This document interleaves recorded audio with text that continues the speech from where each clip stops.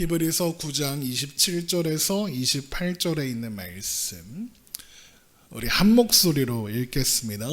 한 번 죽는 것은 사람에게 정해진 것이요 그 후에는 심판이 있으리니 이와 같이 그리스도도 많은 사람의 죄를 담당하시려고 단번에 들이신 바 되셨고 구원에 이르게 하기 위하여 죄와 상관없이 자기를 바라는 자들에게 두 번째 나타나시리라. 아멘.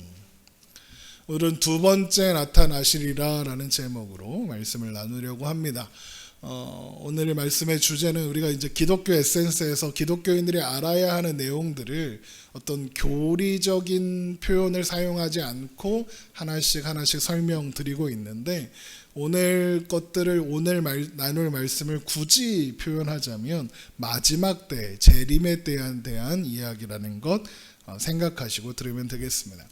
초대교회 신자들은 오랜 세월 동안 로마에게 박해를 받았습니다. 사실 로마는 신 때문에 박해하는 일이 없던 나라였습니다. 자기가 정복한 나라의 신을 자기들 신으로 받아들여서 자기들도 같이 섬기는 그런 다신교 국가였기 때문에 그렇습니다. 그러니까 종교 때문에 문제가 생길 일이 없었던 것이죠.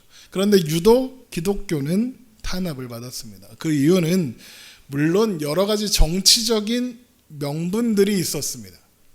정치적인 명분들, 예를 들어서 그리스도인들이 주를 예수로만 고백한다 라는 것이 가장 큰 명분이었습니다. 그러나 이제 정치적 목적으로 인해서 기독교인들이 많이 희생되었습니다. 그러니까 로마 황제에게 돌려지는 비난을 기독교인들에게 돌리는 거죠. 그 대표적인 것이 네로 황제가 시 쓰고 싶다고 로마 시내에 불을 질렀다가 그게 이제 네로 황제가 그랬다고 하니까 아니다, 그 기독교인들이 그런 거다 이래가지고 기독교인들을 대대적으로 탄압했던 일 같은 겁니다.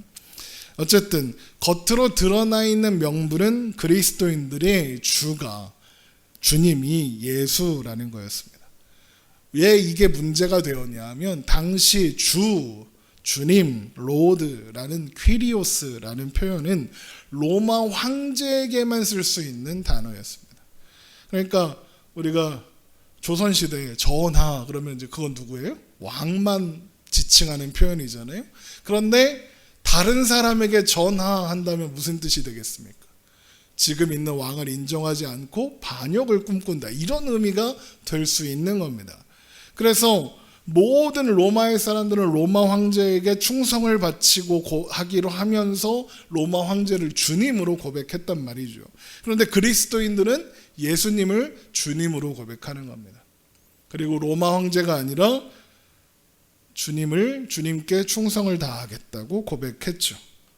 그러니까 로마의 문제는, 로마 황제는 이런 기독교인들을 탄압할 명분이 아주 좋았던 겁니다. 그래서 정치적 수단으로 로마의 적으로 삼아서, 이게 내부에 적이 있으면 그들을 다 괴롭히면서 그 내부의 정치적인 문제를 해결하는 도구로 사용했던 겁니다. 예를 들면 일본에서 지진이 일어나서 민심이 흉흉하니까 조선인들이 우물에 독을 풀었다 그래갖고 조선인들 잡아 죽이고 이런 일들이 있었잖아요. 그런 짓을 했던 겁니다. 그런 박해 속에서도 그리스도인들은 견뎠습니다. 인내했고 믿음을 포기하지 않았죠. 물론 많은 사람들이 믿음을 포기하고 도망갔습니다. 순교했다고 해서 꼭 믿음 있는 거고 도망갔다고 해서 믿음 없는 거 아닙니다. 도망간 사람들도 많습니다. 하지만 그들이 가지고 있는 소망은 버리지 않았습니다. 어떻게 그럴 수 있었느냐? 예수님께서 죽지 않고 다시 살아나서 하늘에 오르셨으며 그리고 올라가신 그대로 다시 오실 것을 믿고 있었기 때문입니다. 어떻게 그것을 믿을 수 있었을까요? 주님이 직접 그렇게 말씀하셨기 때문이죠. 사도행전 1장 9절입니다. 이 말씀을 마치시고 그들이 보는데 올려져 가시니 구름이 그를 가리어 보이지 않게 하더라. 예수님이 하늘로 들리어 올라가는 것을 제자들이 다 보았습니다. 그래서 이제 하늘만 멍뚱멍뚱 쳐다보고 있으니까 천사들이 와서 이야기합니다. 올라가실 때 제자들이 자세히 하늘을 쳐다보고 있는데 흰옷을 입은 두 사람이 그들 곁에 서서 이르되 갈릴리 사람들아 어찌하여 서서 하늘을 쳐다보느냐 너희 가운데에서 하늘로 올려지신 이 예수는 하늘로 가심을 본 그대로 오시리라 하였느니라. 이 약속을 근거로 제자들은 하나님 나라와 예수님의 재림을 기다리고 있었습니다. 그렇게 다시 오셔서 완성된 하나님 나라에 하나님의 자녀들을 입성시켜 주실 것, 맞이하여 주실 것, 그리고 그들을 기독교인들을 핍박하고 탄압하고 괴롭히던 주님을 부인하고 하나님을 대적하던 사람들을 심판하실 것이라는 사실을 믿고 있었습니다. 요즘에 우리 요한계시록의 말씀을 살펴보고 있죠. 요한계시록의 이야기가 결국엔 그 얘기입니다. 하나님 나라의 완성, 우리는 하나님 나라에 입성할 것이며 하나님을 믿지 않던 모든 사람들은 심판받아 멸망하게 될 것이다 라는 거죠. 그러니까 최후 승리를 믿었습니다. 그것을 소망하며 기다렸죠. 그래서 사도신경, 사도들의 신앙 고백이라고 하는 사도신경에도 이것이 중요한 신앙 고백으로 남은 겁니다. 하늘에 오르시어 전능하신 아버지 하나님 우편에 앉아 계시다가 거기로부터 살아있는 자와 죽은 자를 심판하러 오시느니라. 예수님께서 다시 오실 것과 오셔서 세상을 심판하신다. 이것은 기독교 신앙의 중요한 내용인 거죠. 그런데 문제가 있습니다. 예수님이 그렇게 오시겠다고 약속한 지 거의 2000년이 지났다는 거죠. 그날이 금방 오질 않고 시간이 흘러갔습니다. 우리야 오늘날 예수를 믿는다는 것 때문에 죽임을 당하거나 그 지경은 아니죠. 우리가 예수 믿는다는 것 때문에 불합리한 대우를 받고 모욕을 당할 때는 있을 수 있지만 죽지는 않습니다. 그러나 초대교회 신자들에게는 그날 하루하루 사는 것이 고통이었을 것이고, 그리고 그날을 소망하는 그 소망이 엄청나게 간절했겠죠. 그런데 시간은 흘러가고 그날은 오지 않았습니다. 오랜 기다림 속에 그리스도인들은 지쳐갔죠. 그 소망이 너무 멀게 느껴졌습니다. 마음이 흔들리고 믿음이 흔들립니다. 그럼 그럴 때 어떤 생각을 하게 되겠습니까? 언제지? 라는 생각하지 않겠습니까? 그런데 성경은 그때를 궁금해하는 이들에게 이렇게 대답합니다. 베드로후서 3장 8절입니다. 사랑하는 자들아, 주께는 하루가 1000년 같고 1000년이 하루 같다는 이 한 가지를 잊지 말라.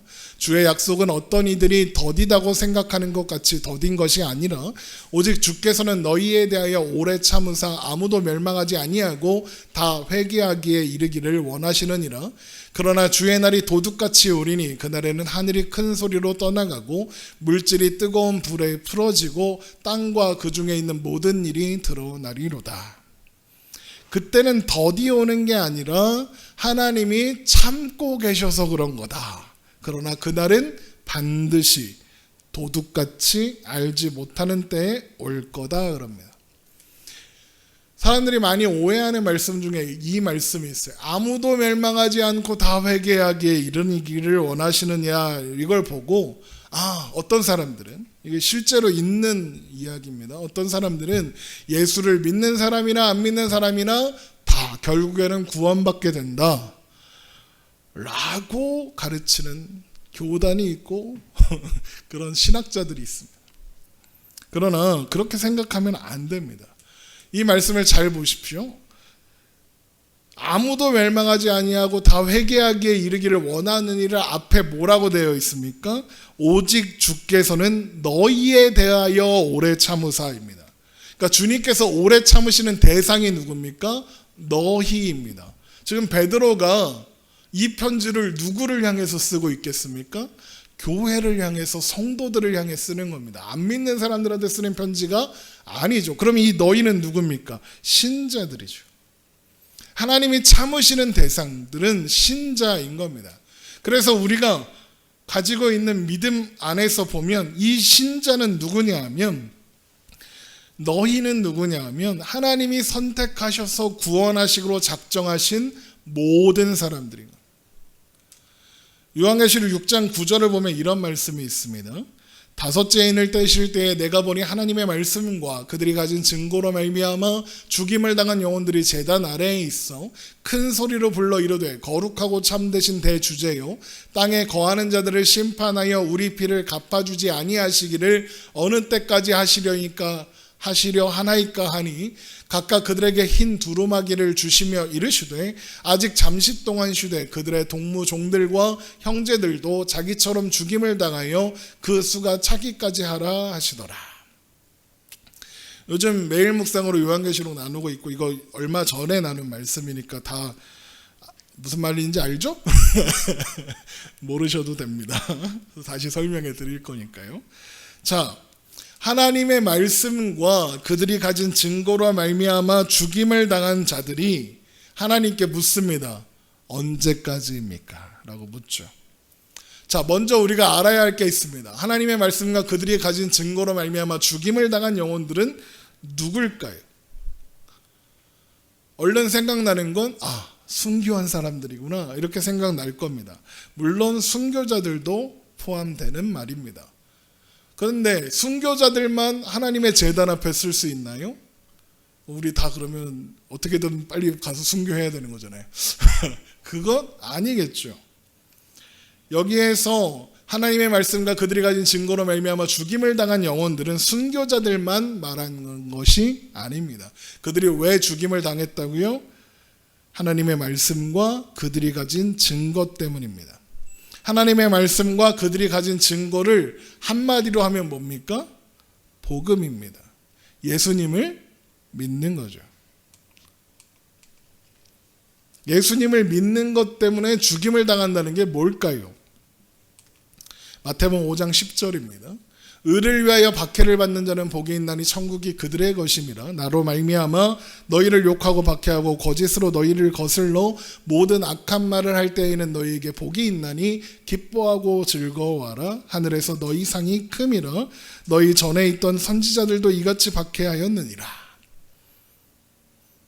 예수님을 믿는다는 것 때문에 예수님으로 말미암아 욕을 먹고 박해를 받고 거짓으로 우리를 거스르고 악한 말을 하고 비방을 하는 자들이, 비방을 받는 모든 사람들이 하나님의 말씀과 그들이 가진 증거로 말미암아 죽임을 당하는 영혼들입니다. 그러니까 우리가 예수 믿는다는 것 때문에 당하는 불합리한 일들, 예수 믿는다는 것 때문에 참고 있는 일들, 그런 모든 것들, 예수 믿는 모든 사람들이 하나님의 말씀과 그들이 가진 증거로 말미암아 죽임을 당한 영혼들이라는 거죠. 자, 그런데 신자들이 그들이 뭐라고 기도했습니까? 어느 때까지입니까? 라고 기도했죠. 그러니까 뭐라고 대답하십니까? 그 수가 차기까지 기다려라 그럽니다. 자, 먼저 어느 때까지입니까? 땅에 거하는 자들을 심판하여 우리의 피를 갚아주지 아니하시기를 어느 때까지 할 겁니까? 하나님 언제까지 참으실 겁니까? 이런 뜻이죠. 그런데 이게 그러면 빨리 하나님 원수 갚아서 이 세상 다 밀어버리시고 빨리 원수 갚아주세요 이러는 걸까요? 신자들이? 그렇지 않습니다. 신자들이 이런 기도를 하는 것은 빨리 복수해 주세요라고 기도하는 게 아니라 하나님 나라가 빨리 임했으면 좋겠습니다라는 기도입니다. 왜 그러냐? 예수님이 뭐라고 가르치셨어요? 원수도 사랑하라 하셨잖아요. 그런 가르침을 받고 사는 증거를 가진 사람들이 복수해달라고 기도하지는 않았다는 겁니다. 이들의 기도는 죄악된 이 땅이 속히 사라져야 거룩하고 영원한 하나님 나라가 올 테니까 주님이 빨리 오셨으면 좋겠다는 거예요. 그런데 그 대답이 뭐예요? 각각 그들에게 흰 두루마기를 주시며 이르시되 아직 잠시 동안 쉬어라. 잠시 동안 쉬어라. 기다려라. 그들의 동무 종들과 형제들도 자기처럼 죽임을 당하여 그 수가 차기까지 하라 하시더라. 동무들과 형제들도 자기들처럼 그들처럼 하나님의 말씀과 그들이 가진 증거로 죽임을 당하여 그 수가 찰 때까지 기다려라 그럽니다. 그런데 죽임을 당한 자들이 누구라고 가르친다고요? 모든 신자라고요. 그러면 그 수가 찬다는 건 무슨 뜻이겠습니까? 하나님께서 태초에 작정하신 구원받기로 예정된 모든 사람들이 구원을 받아 하나님의 자녀가 하나님의 백성이 될 때까지 기다려라. 하나님께서 창세전부터 예정하신 사람들이 다 구원을 받을 때까지 하나님은 이 죄악된 세상을 참으신다. 그런 겁니다. 하지만 그 수가 차면 하나님의 심판도 시작될 것이고 주님은 다시 오실 것이며 하나님 나라는 완성될 겁니다. 그래서 그때가 언제인지 우리가 알 방법이 없습니다. 왜 그러냐? 하나님께서 예정하셔서 구원하시기로 작정하신 사람이 몇 명인지 누군지 우린 모르니까요. 그래서 예수님이 뭐라고 하십니까? 모른다. 나도 모른다 그러십니다. 마태복음 24장 36절. 그러나 그날과 그때는 아무도 모르나니 하늘의 천사들도 모르고 아들도 모르고 오직 아버지만 아시느니라. 노아의 때와 같이 인자의 임함도 그러하리라. 홍수전에 노아가 방주에 들어가던 날까지 사람들이 먹고 마시고 장가들고 시집가고 있으면서 홍수가 나서 그들을 다 멸하기까지 깨닫지 못하였으니 인자의 임함도 이와 같으니라. 그래서 주님이 언제 오십니까? 그 질문은 쓸데없습니다. 의미가 없습니다. 그런데 문제가 뭡니까? 궁금하죠. 그 궁금한 심리를 이용해서 사람들이 사기를 칩니다. 여러분 혹시 누구라도 종말의 시기, 스케줄을 따지는 사람들이 있으면 사기꾼이구나 라고 생각하시면 됩니다. 1992년 10월이었습니다. 10월 28일 제가 12살 때인데 막 뉴스에 막 어마어마한 사람들이 막 하고 막 휴거가 있다고 막 그랬습니다. 이게 다미 선교의 사건입니다. 지금 뭐 다 잊혀진 건데 그날 휴거가 있었을까요? 아무 일도 일어나지 않았습니다. 뭐 웃긴 얘기들 많아요. 그날 뭐 날파리가 올라가니까 날파리가 휴거했다 막 이래. 아무 일도 없었습니다. 근데 더 웃긴 게 뭐냐? 그 일을 주도했고 그날 휴거가 있을 거라고 예언했던 이장님이라는 사람은 그날 거기 없었습니다. 왜 없었냐? 감옥 가 있었거든요. 왜 감옥 갔느냐?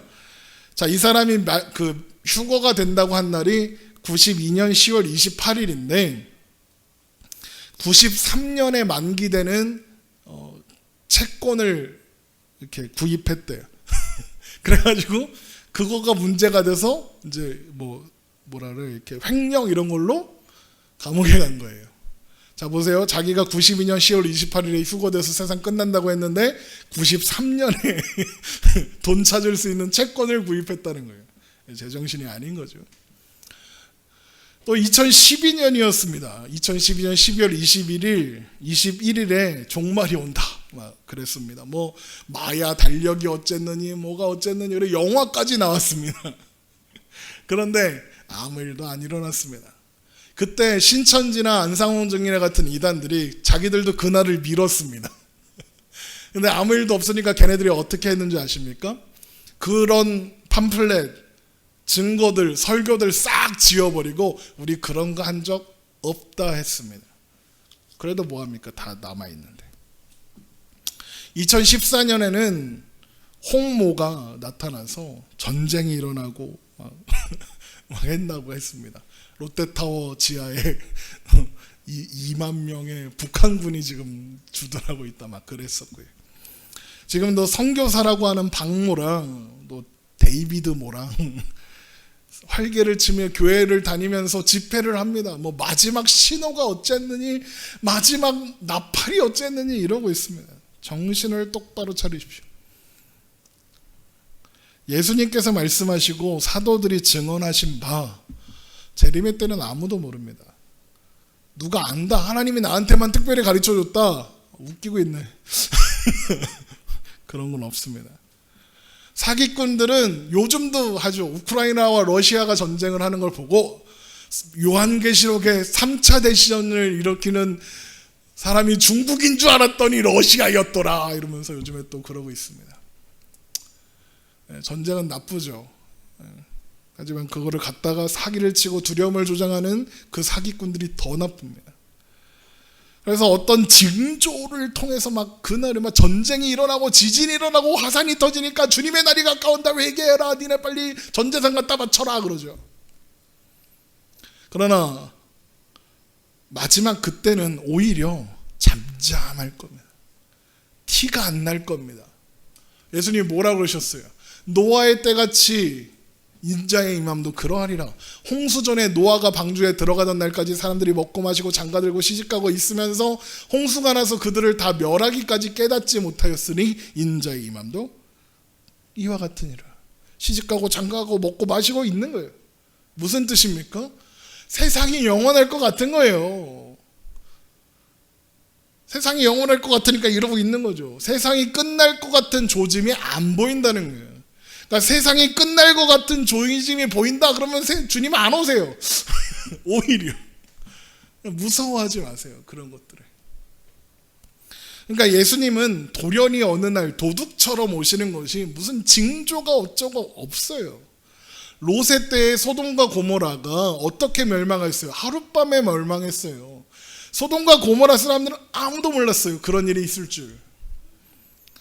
그런 것처럼 갑작스럽게 주님의 개입으로 세상의 역사는 종말을 맞이하게 될 거예요.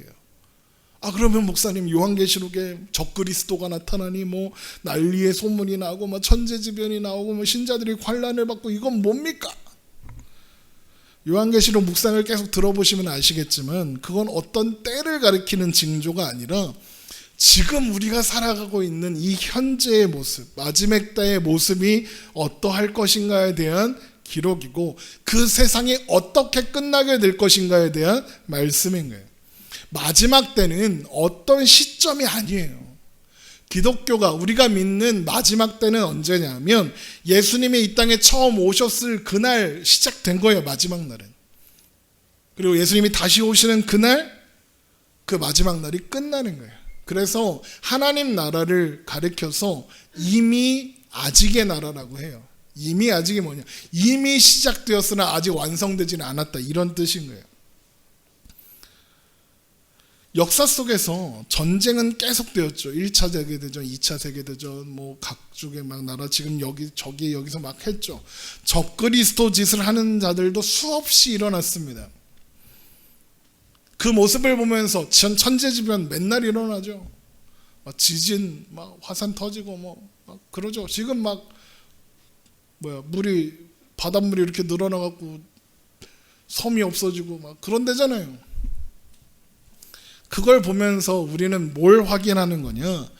이 세상은 영원하지 않구나. 곧 사라져 무너질 수밖에 없겠구나. 영원한 하나님 나라가 와야겠구나. 이 세상은 답이 없구나. 그걸 보는 겁니다. 이런 거예요. 여러분 사는 집이 하루에 한 3번쯤 흔들려. 막 그러면 그 집 사시겠습니까? 이사 갈 준비해야죠. 네? 집이 언제 무너질지 모르는데 위에 달아놨던 TV가 떨어져서 내 머리를 찍을지 발등을 찍을지 모르는데 거기 살겠습니까? 떠날 준비를 해야죠. 떠날 방법을 찾아야죠. 그게 성경이 말하는 말세의 징조에 대한 진짜 의미예요. 이 세상은 결국 무너지고 말 거다. 이 세상에 영원하지 않다. 이 세상은 흔들리는 곳이다. 지진이 나고 홍수가 나고 기근이 있고 병이 도는다. 서로가 서로를 죽인다. 눈 감으면 코 베어간다. 아니 이제 눈 감으면 눈알도 뽑아간다. 그게 세상입니다. 믿을 게 하나 없는 세상. 이 세상에 기대할 것이 없다는 것을 계속 우리한테 보여주려고 그런 일들이 일어나는 겁니다. 우리는 그런 세상을 보면서 이 세상은 끝날 날이 반드시 있겠구나. 하나님 나라는 오셔야만 하는구나를 배우는 거예요. 그래서 우리는 주님이 언제 오실지 모르죠. 그래서 성경이 맨날 뭐라 그래요? 준비하고 깨어 있어라 그러죠. 준비하고 깨어 있는 게 뭘까요? 뭘 준비해야 하죠? 여러분 내용으로 준비하고 자세로 준비하고 태도로 준비하는 거예요. 어떤 막 신모가 막 전 재산을 팔아서 뭐 어디 발리 섬에 모여라 필요 없어요. 전 재산 안 파셔도 돼요. 집 안 파셔도 되고요. 전 재산 안 파셔도 돼요. 월급 다 안 갚다 바쳐도 돼요. 그건 준비가 아니에요. 믿음으로 하는 거예요. 보이지 않는 걸로 준비하는 거예요. 믿음으로. 그런데 신자들이 별로 관심이 없어요. 이것에. 세상 사람들이 관심 없는 건 그들이 세상이 영원할 거라고 생각하니까 그렇게 하는 거고, 마지막 날에 대해서 신자들조차 별로 관심을 안 갖는 것 같아요. 기대하는 사람도 별로 없는 것 같고 심지어는 좀 지금 오시면 안 되는데 그래도 난 장가도 가고 시집도 가고 뭐 이것도 하고 저것도 하고 한 다음에 오셨으면 좋겠다 그런 이야기들을 별 생각 없이 합니다. 뭐 그런 생각 할 수 있죠. 하지만 분명한 게 뭡니까? 그날은 반드시 온다는 거예요.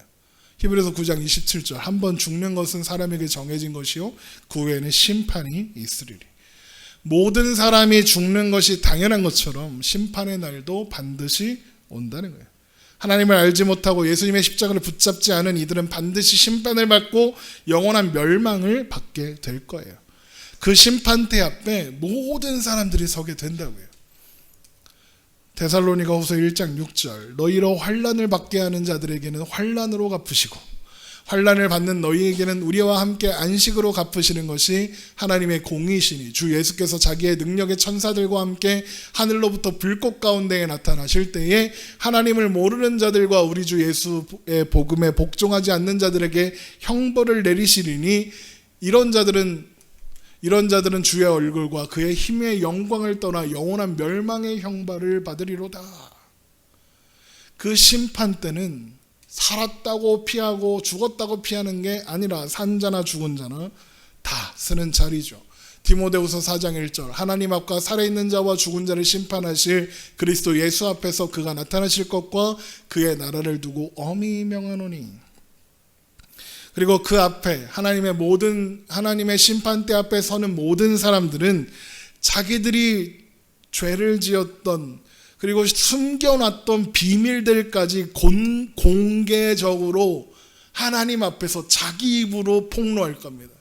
로마서 14장 10절, 내가 어찌하여 내 형제를 비판하느냐, 어찌하여 내 형제를 업신 여기느냐, 우리가 다 하나님의 심판대 앞에 서리라. 기록되었을 때 주께서 이르시되 내가 살았노니 모든 무릎이 내게 꿇을 것이요 모든 혀가 하나님께 자백하리라 하였느니라. 이러므로 우리 각 사람이 자기 일을 하나님께 직고하리라, 직접 말하리라. 그리고 그 모든 일에 대하여 철저하게 심판받게 될 겁니다. 요한계시록 20장 12절, 또 내가 보니 죽은 자들이 큰 자나 작은 자나 그 보좌 앞에 서 있는데 책들이 펴있고 또 다른 책이 펴졌으니 곧 생명책이라. 죽은 자들이 자기 행위를 따라 책들에 기록된 대로 심판을 받으리니 바다가 그걸로 심판을 받는데 영원한 심판을 받는답니다. 바다가 그 가운데 죽은 자들을 내주고 또 사망과 음부도 그 가운데에서 죽은 자들을 내주매 각 사람이 자기의 행위대로 심판을 받고 사망과 음부도 불못에 던져지니 이것은 둘째 사망고 불못이라. 누구든지 생명책에 기록되지 못한 자는 불못에 던져지리라. 여러분, 이 심판대를 피할 방법은 하나밖에 없습니다. 심판대 앞에 안 서는 겁니다. 세상의 법정에는 무죄도 있고 유죄도 있죠. 그런데 이 심판대는 무조건 유죄입니다. 서면 무조건 멸망당하고 심판받는 겁니다. 이 심판대 앞에 서면 안 되는 거예요. 그럼 어떻게 해야 될까요? 이 심판대에 안 서려면 그 대답이 오늘 말씀에 있죠. 히브리서 9장 27절, 한번 죽는 것은 사람에게 정해진 것이요 그 후에는 심판이 있으리니 이와 같이 그리스도도 많은 사람의 죄를 담당하시려고 단번에 들이신 바 되셨고 구원에 이르게 하기 위하여 죄와 상관없이 자기를 바라는 자들에게 두 번째 나타나시니라. 예수님께서 많은 사람의 죄를 담당하시려고 단번에 들이신 바 되었습니다. 예수님께서 우리의 죄를 대신 지시고 죽으셨고 그 피로 우리를 구원하셨습니다. 이제 그 피를 믿는 자는 영벌 앞에 심판대에 서지 않습니다. 요한복음 5장 24절, 내가 진실로 진실로 너희에게 이르노니 내 말을 듣고 또 나 보내신 이를 믿는 자는 영생을 얻었고 심판에 이르지 아니하나니 사망에서 생명으로 옮겼느니라. 우리가 예수님을 믿을 때에 심판에 이르지 않게 되었고 영생을 얻었습니다. 그래서 마지막 때의 부활은 믿는 자의 부활과 믿지 않는 자의 부활로 구별될 것이다 라고 예수님께서 말씀하시는 겁니다. 요한복음 5장 25절 진실로 진실로 너희에게 이르노니 죽은 자들이 하나님의 아들의 음성을 들을 때가 오나니 곧 이때라. 듣는 자는 살아나리라. 아버지께서 자기 속에 생명이 있음같이 아들에게도 생명을 주어 그 속에 있게 하셨고 또 인자됨으로 말미암아 심판하는 권한을 주셨느니라. 이를 놀랍게 여기지 말라. 무덤 속에 있는 자가 다 그의 음성을 들을 때가 오나니 선한 일을 행한 자는 생명의 부활로 악한 일을 행한 자는 심판의 부활로 나오리라. 선한 일은 뭐고 악한 일은 뭐예요? 여기서 선은 하나님 뜻대로 하는 거고 악은 하나님 뜻대로 안 하는 겁니다. 그럼 하나님 뜻이 뭔데요? 우리 지난 몇 시간 동안 살펴봤죠. 요한복음 6장 40절 내 아버지의 뜻은 아들을 보고 믿는 자마다 영생을 얻는 이것이니 마지막 날에 내가 이를 다시 살리리라 하시니라. 아들을 보고 영생을 얻는 게 하나님 뜻입니다. 그래서 믿지 않는 자들은 심판의 날이 받게 될 겁니다. 그래서 믿지 않는 자들에게 심판의 날은 두려운 날입니다. 맞습니다. 그러나 믿는 자들에게는 그날은 두려운 날이 아닙니다. 여러분 그날을 가지고 협박하는 사람들한테 속지 마십시오.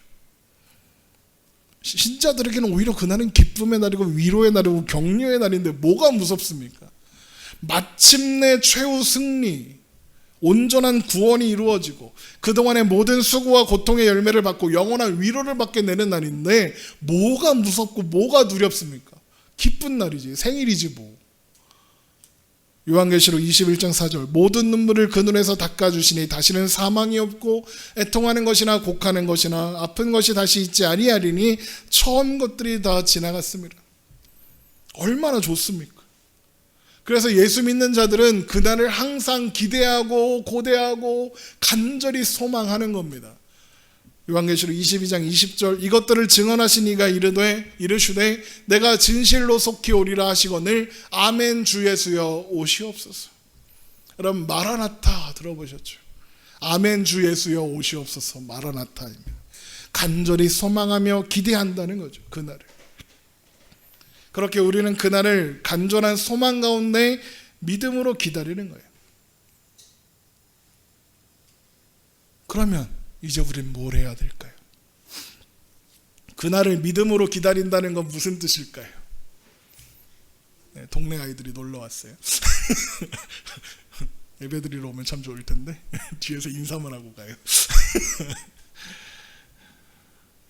믿음으로 그날을 기다린다는 건 뭘까요? 우리 맨날 모여서 예배하고 찬송하고 기도하면 될까요? 막 기도원에 올라가서 맨날 주여 막 휴거 온다고 막 해서 모여서 막 했던 것처럼 하나님의 나팔 소리를 하는 걸까요?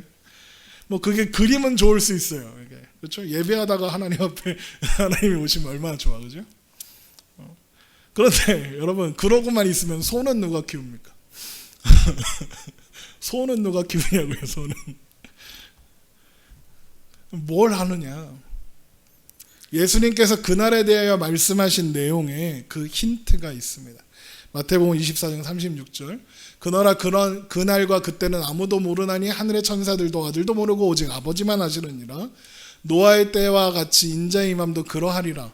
홍수전에 노아가 방주에 들어가던 날까지 사람들이 먹고 마시고 장가들고 시집가고 있으면서 홍수가 나서 그들을 다 멸하기까지 깨닫지 못하였으니 인자의 임함도 이러하리라. 그때에 두 사람이 밭에 있음에 한 사람은 데려가고 한 사람은 버려둠을 당할 것이요 두 여자가 맷돌질을 하고 있음에 한 사람은 데려가고 한 사람은 버려둠을 당할 것이니라. 두 사람이 밭에 있는데 한 사람은 데려가고 한 사람은 안 데려간답니다. 두 여자가 맷돌질을 하고 있는데 한 사람은 데려가고 한 사람은 버려집니다. 데려가신 사람하고 버려진 사람의 차이가 뭐죠? 똑같이 살았죠. 똑같이 살았어요. 똑같이 일상을 살고 있는 겁니다. 뭐가 달라서 하나는 데려가고 하나는 버려두셨을까요? 다른 건 딱 하나죠. 예수님을 믿느냐 안 믿느냐, 그 삶에 예수 그리스도 십자가가 세워져 있느냐, 그 차이입니다. 그 삶에, 그 일상에 예수 그리스도의 십자가가 세워져 있느냐, 예수님과 동행하고 있느냐, 그거예요.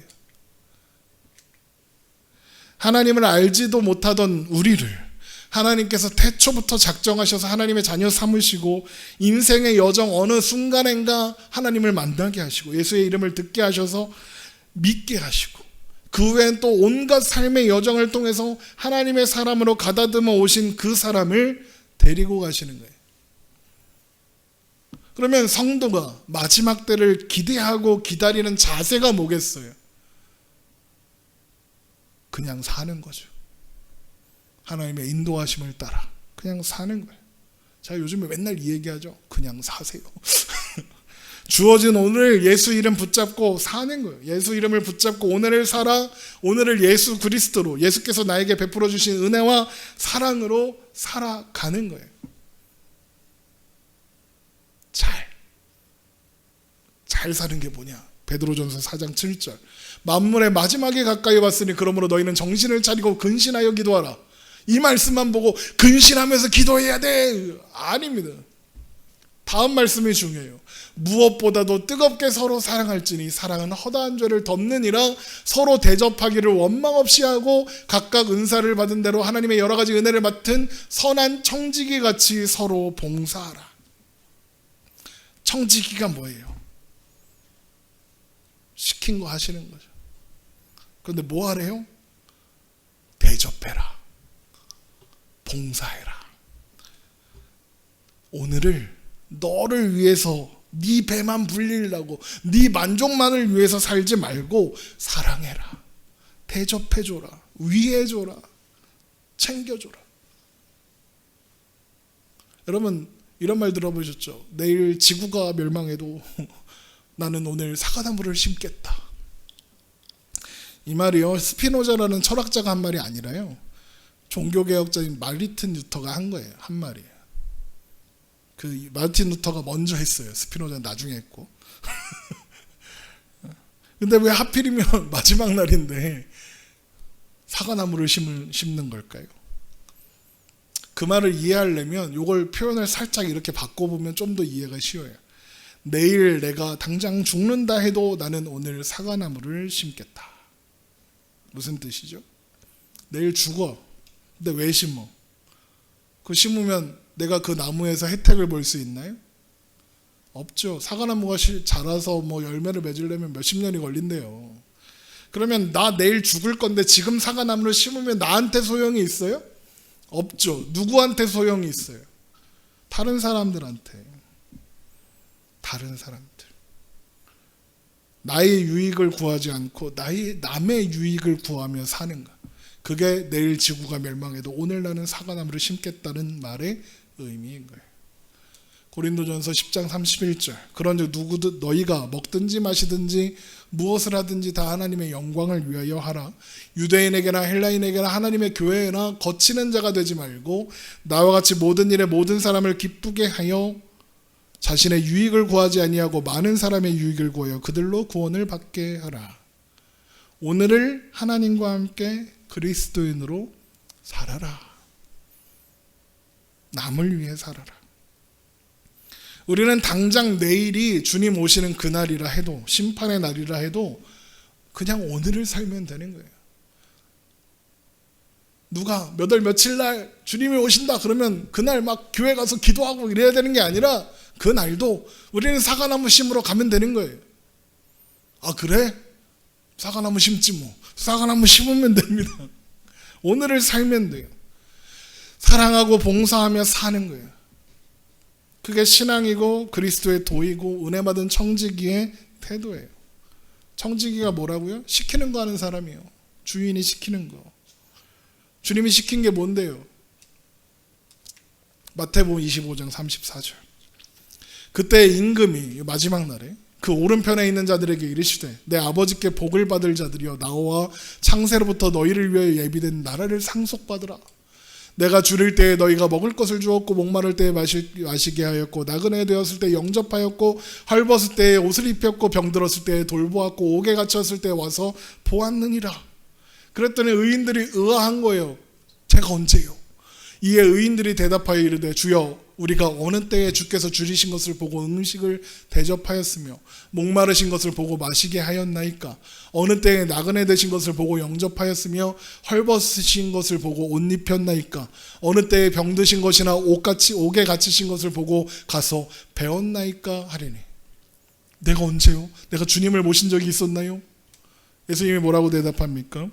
임금이 대답하여 이르시되 내가 진실로 너희에게 이르노니 너희가 여기 내 형제 중에 지극히 작은 자 하나에게 한 것이 곧 내게 한 것이니라 하시고, 지극히 작은 자 한 사람을 보살피며 사는 겁니다. 우리가 살아가는 그 오늘들 속에서 만나는 이들 앞에 예수님 믿는 사람으로 사는 거예요. 그들의 선한 이웃이 되어주는 겁니다. 줄인 자는 먹이고 목마른 자는 마시게 하고 외로운 자의 친구가 되어주고 우는 자와 함께 울고 웃는 자와 함께 웃는 겁니다. 세상은 거꾸로예요. 우는 자가 있으면 웃죠. 웃는 자가 있으면 울어요. 왜? 질투나서. 우는 자가 있으면 왜 웃어요? 고소해서. 나만 아니면 되니까. 그게 세상이죠. 그런데 우리는 반대예요. 우는 자들과 함께 울고 웃는 자들과 함께 웃는 겁니다. 그렇게 오늘을 살아가는 겁니다. 그것이 이제 곧 속히 반드시 올 하나님 나라를 바라보고 소망하며 사는 영원한 심판이 있을 것이라는 것을 아는 자들이 살아가는 삶의 태도이고 모습인 거예요. 작은 자 하나를 섬기고 사랑하는 게 주님을 사랑하는 거다, 주님께서 가르쳐 주셨잖아요. 그리고 그런 자들의 결국이 영생이고 그렇게 하지 않은 자들의 결국이 심판이에요. 마태복음 25장 46절 그들은 영벌에 의인들은 영생에 들어가리라. 영원하지 않은 세상을 영원할 것처럼 세상의 것을 따르며 사는 것이 아니라 영혼에 속한 것을 구하고 따르고 우리 주님의 청지기로 하나님의 자녀로 그렇게 하나님께서 은혜로 허락하신 오늘을 살아가는 것, 그것이 마지막 날을 기다리는 자의 모습이고 태도인 거예요. 마지막 날을 운운하면서 종말을 운운하면서 두려움을 조장하고 공포를 조장해서 빨리빨리 뭐 하지 않으면 큰일 날 것처럼 막 헌금을 갖다 바치고 막 전 재산을 팔아다 안 바치면 큰일 날 것처럼 지옥 갈 것처럼 그렇게 이야기하는 사람들의 거짓말에 속지 마십시오. 그날은 우리에게 두려운 날이 아닙니다.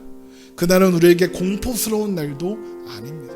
그날은 우리의 기쁨의 날이며 소망의 날입니다. 기대되는 날을 기다리며 그렇게 오늘 하루하루를 살아가는 겁니다. 그러면 되는 겁니다. 기도하겠습니다.